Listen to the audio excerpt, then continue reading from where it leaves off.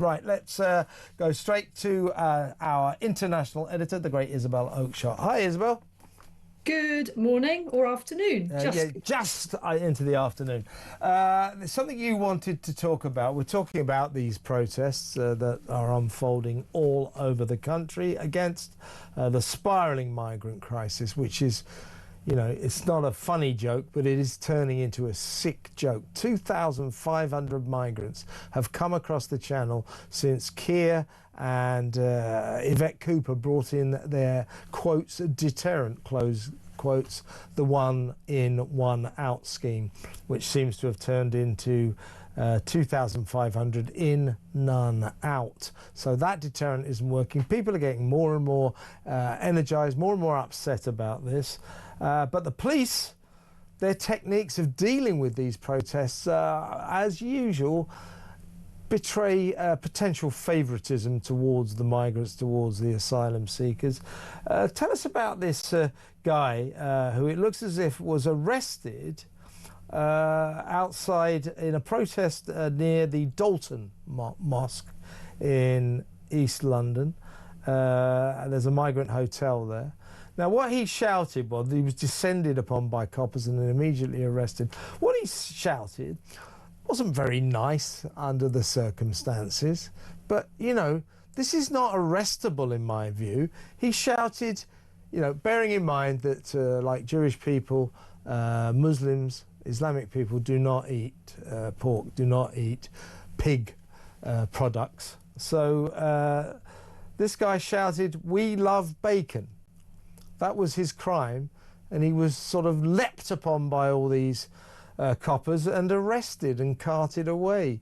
Seems a bit heavy-handed for just saying "we love bacon," doesn't it? Well, if it is as it seems, and I haven't had a chance to really look deep into this and see if the police are saying, was he arrested for something else as well? But if it is as it seems, that he was arrested for shouting "we love bacon," then that is completely absurd. I mean, I think it was a bit of a provocative thing to say. It was obviously meant to be provocative, but we do love bacon. I mean, I don't eat bacon, but the British people love bacon. Why can't you say "we love bacon" in any setting in the UK? I don't care whether it's in a mosque, outside a mosque, around a migrant hotel. We love bacon. We just do. We love Yorkshire pudding. We love British tea. Yeah. It is what it is. And we also love our freedom to say things that are annoying and ridiculous and provocative, frankly, as you and I do, Kev, all the time. We don't expect to be with monotonous regularity. So I'm kind of exercised by this. You know, I think that we need to defend our right to say we love bacon and we love other British things, and that not to land us in jail or in a police cell or in handcuffs. And I want to know more. I want to know whether the police are now going to slightly retreat from this and say he was arrested for doing other things. It was, I think, the official thing that is that he was arrested under is the usual Section 5, whatever it is, of the Public Order Act. But I don't have more details at this stage, but I do feel this is one that we need to follow, especially if he ends up getting charged. I think there's a real free speech issue here. And over the weekend, I've actually been really struck by something else that's going on that I was talking to Mike about this morning, which is this Raise the Colours movement, a kind of grassroots movement to hoist the British flag in places up and down the country. And as always, our little tin pot leaders have got their reaction to this outbreak of quite innocent patriotism. They've got it completely wrong, as usual. What they're now doing is tearing down the British flag, and in fact leaving up Palestinian flags. Of course. And in Birmingham and in Tower. You don't understand, Isabel. You see, you don't understand. The point is when you hang up on lampposts Union Jacks and St George's Cross flags, that's dangerous. It's a risk to life, apparently. But if you hang up a Palestinian flag, that's not a risk to life. So this happened, as you quite rightly say, in Birmingham. On Friday, it was busy going on, and I think it went into the weekend as town hall workers went round that city, pulling down all these patriotic flags. It was called an outpouring of patriotism, and it was just that. And it's now happening as we speak in Tower Hamlets, East London Borough. Same deal with Tower Hamlets Town Hall announcing the St George's Cross flags have been put up, announcing we're going to get these down as soon as possible. Well, I mean, meanwhile, the entire area is festooned with Palestinian flags.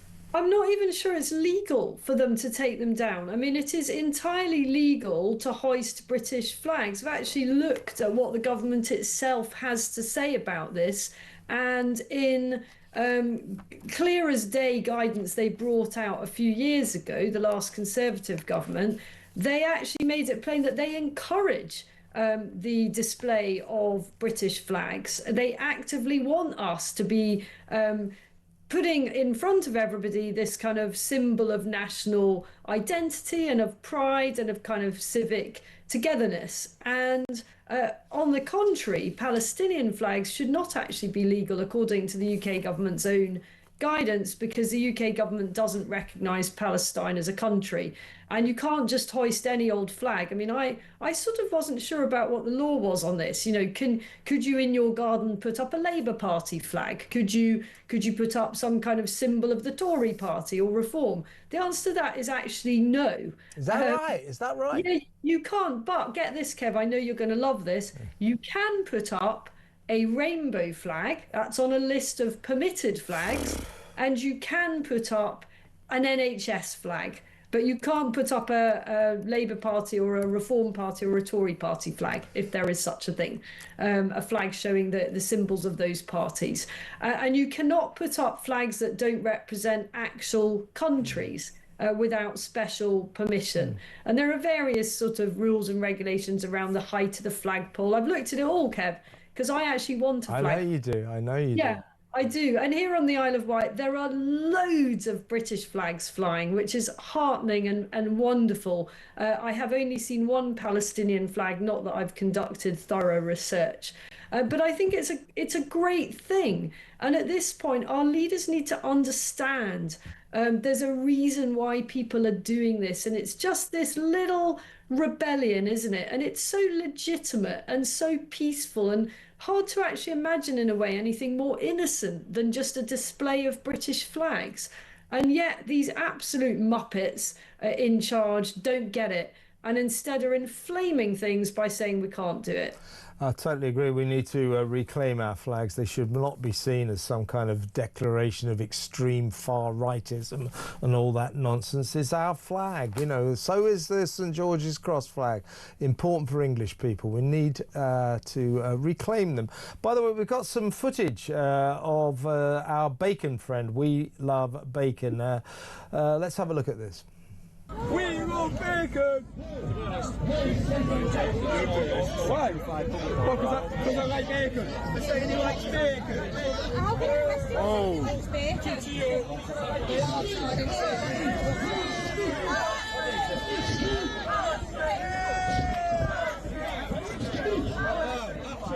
I'm not saying it. Are you getting this recorded? Yeah. I'll tell you what, Isabel, I hope to hell that he did do something else. There is some other reason for his arrest, because if it was just shouting "We love bacon," those coppers have got a lot to answer for there. They've got questions to answer. So I couldn't hear the audio there. Was there audio playing? Yeah, he just said "We love bacon," something literally that. Yeah. And that was it. But was he marched off before he said? No, after. The coppers suddenly appeared, grabbed him by both arms and marched him away. I think this story, I don't care whether he's a bit of an idiot, whether he's, you know, I don't know, not educated, not posh or whatever. I don't care what his background is. I don't even care if he's, in this case, far right. I'm sure we can all agree he's being provocative, he's been a bit of an idiot. But I do feel that I want to defend his right to say we love bacon, however much of an aggressor he is. He may be an unpleasant character. He may have some affiliations that you and I wouldn't want to touch with a barge pole. But I defend his right to say we love bacon, and I can see this story actually taking off quite some, unless there's more to it. Yeah, as I say, well, it looks as, I mean, possibly there are other reasons, as I say. I hope to hell that there are. But it looks as if he just said, we love bacon, and the coppers turned up, because that's my impression of a northerner. He sounded like he was from the north. Nothing wrong with that, of course. And the coppers then suddenly materialised. They appear both sides of him, grab both of his arms and march him off. And the crowd are shouting, what, you're taking him away just because he said he loves bacon? Well, So it does look as if it might be the only nature of his crime is to shout. Admittedly, you know, Muslims don't eat bacon. They're near a mosque and all that. But that doesn't mean to say you shouldn't be able to shout in a free country. We're supposed to be a free country. You shouldn't be able to shout, we love bacon. Can I make another point? Yeah. I mean, we're now in a country, are we, where you can steal bacon? You can probably steal up to £200 worth of bacon. Right, yeah. And no one does anything, but you can't shout, we love bacon. So, guys, maybe just stealing it is the safer option. I'm going to say something that is arguably unpatriotic in itself. I would never shout, I love bacon, because I don't like bacon. I've never liked it. So it's a very un-British thing. Let me know, just before you go, Isabel, what you think about the antics unfolding today in Washington. I mean, you know, there's this orthodoxy here in Britain and around Europe that, of course, we reject out of hand this outrageous land grab Ukrainian carve-up between these two preposterous men, Putin and Trump, in Alaska. We reject that. They can't have any land. Oh, stop it, stop it. No, the war goes on. Well, okay, fine. But we should think about this a little bit more seriously, because unless we achieve some kind of peace, and it may involve, or it may have to involve, a kind of cessation of land, of territory, unless we come to some kind of agreement today or in the next few days, then this war will be left to us by America and will go on for years and will cost this country alone, you know, tens of billions of pounds. We've already spent £18.3 billion on the Ukrainian war. We've pledged to put £3 billion a year, every year until 2030 at least, into that war. We will carry on having to give Ukraine billions and billions of pounds and lots of weapons as well, no doubt, almost forever, unless perhaps, contrary to the orthodoxy, we take it seriously today. We take the deal that Putin and Trump have carved out and take it seriously, as opposed to, oh no, absolutely preposterous, wouldn't even think about it. Do the people of Britain really want us to carry on pouring billions and billions and billions of taxpayers' money into Kiev? Is that what we want?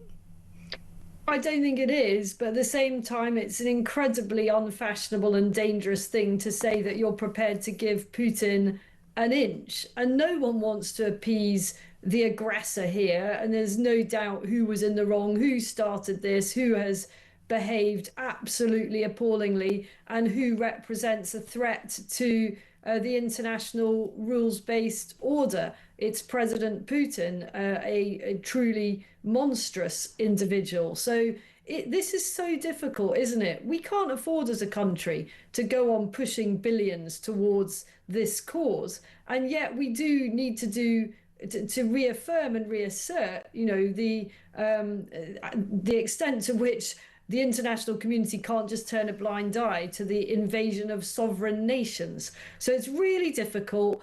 In the end, most wars are resolved by a process of negotiation and compromise, and horrible and ugly as it is, and much as I absolutely recoil at the thought of giving Putin anything at the expense of brave Ukrainians, ultimately that may be the only way to stop more blood and treasure being wasted.